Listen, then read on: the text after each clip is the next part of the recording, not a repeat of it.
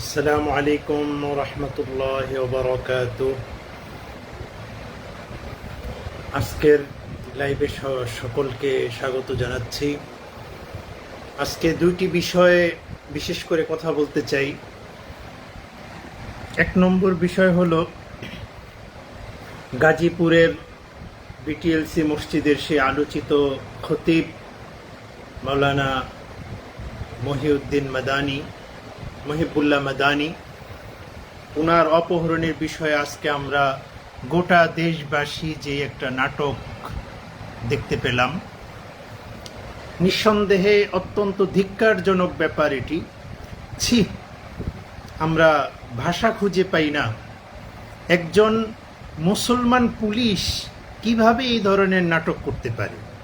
পুলিশের যত বড় উপরস্থ অফিসারই হোক না কেন, যারাই এটার সাথে জড়িত, আমি ২৪ পরবর্তী আমাদের বাংলাদেশের বর্তমান সকল উপদেষ্টা এবং সকল রাজনৈতিক দল, সকল আলেম ওলামাদেরকে আমি আহ্বান করব, এই পুলিশ অফিসারদের বিরুদ্ধে ব্যবস্থা নিন। কার ইশারায় তারা এরকম নাটক মন্তস্থ করলো? আবারও সেই ১৬ বছর আগের হাসিনার যুগের নাটক। আর যদি আপনারা ব্যবস্থা না নেন, তাহলে ডক্টর ইউনূস সহ সকল উপদেষ্টা, এমনকি আমাদের ধর্ম উপদেষ্টা, তিনিও যদি এই ব্যাপারে সঠিক তথ্য জনগণকে না দেন, তাহলে আমরা বুঝবো সকলেই নাটকের অংশীদার। আজকে বলা হয় ইসকনের বিরুদ্ধে বলা হলে দেশে দাঙ্গা বাঁধবে। দাঙ্গা যারা সৃষ্টি করে, যারা মানুষের উপরে জুলুম করে, যারা মানুষকে অপহরণ করে, তাদের ব্যাপারে ব্যবস্থা না নিয়ে শুধু দাঙ্গার ভয় দেখানো, জুজুর ভয় দেখানো, এটা দেশবাসী আর বিশ্বাস করবে না। আজকে যদি আপনারা মাজলুমের পক্ষে না দাঁড়ান, এই খতিবের পক্ষে না দাঁড়ান, তাহলে অচিরেই আপনাদের হাসিনার মতো দেশ ছাড়তে হবে। আজকে নয়, কালকে আরেকটা বিপ্লব হবে। বিপ্লব অর্ধেক হয়েছে, আরও প্রশাসন এবং পুলিশের ভিতরে এবং আমলাতন্ত্রের ভিতরে যত জায়গায় ফ্যাসিবাদের দোসররা রয়ে গেছে, ভারত এবং ইসকনের দোসররা রয়ে গেছে, ভারতের গোলামরা রয়ে গেছে, তাদেরকে দূর করার জন্য আরেকটা বিপ্লব হবে ইনশাআল্লাহ।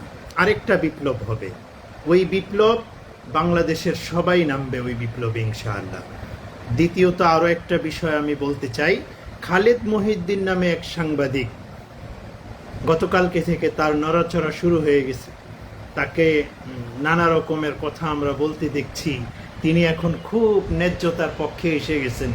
বিগত ১৬ বছরে খালেদ এরকম কোনো কাজ করেন নাই যেটা দেশবাসীর জন্য উন্নতি অগ্রগতি বয়ে আনে, এবং জনগণের স্বার্থে তার কোনো কাজ নাই।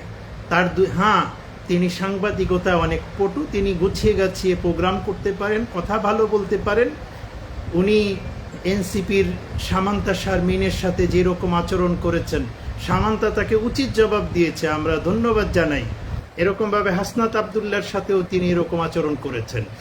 মনে রাখতে হবে, এই সমস্ত খালেদ মহিউদ্দিনরা ইসলাম বিদ্বেষী এবং তাদের ধর্মকর্ম বলতে কিছু নেই। তারা ভারতের এবং আমেরিকার সিআইএ এর এজেন্ট। এই সমস্ত খালেদদেরকে বয়কট করতে হবে। পুরা দেশের সকলে সোচ্চার হই, এই দুইটি বিষয়ে আওয়াজ তুলি। আসসালামু আলাইকুম রহমতুল্লাহ।